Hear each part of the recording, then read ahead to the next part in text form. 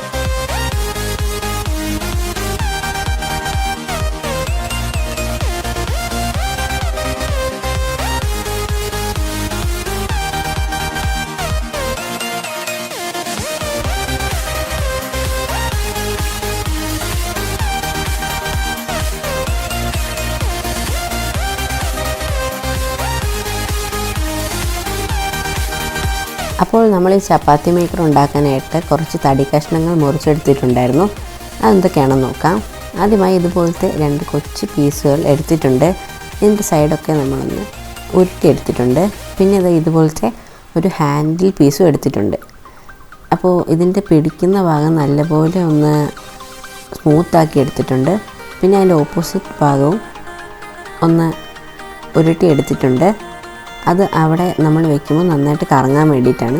അപ്പോൾ പിടിക്കുന്ന ഭാഗം നല്ല സ്മൂത്താണെങ്കിൽ കൈ കൊണ്ട് പ്രഷർ കൊടുക്കുമ്പോൾ വേദനയൊന്നും ഉണ്ടാവില്ല.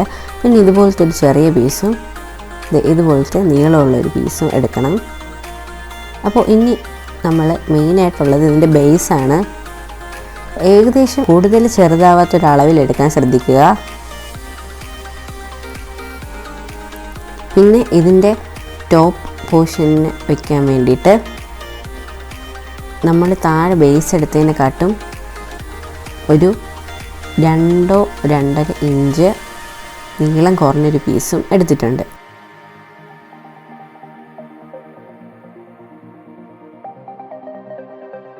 ഈ ചപ്പാത്തി മേക്കർ ഫിനിഷ് ചെയ്ത് കഴിയുമ്പോൾ ഏതാണ്ട് ഇതുപോലെ ഇരിക്കും.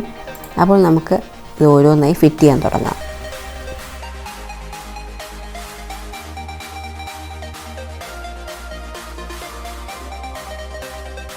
അപ്പോൾ ഇനി നമുക്ക് ഇതിലേക്ക് 2 പിജാക്കിറ്റ് പിടിപ്പിച്ച് കൊടുക്കാം.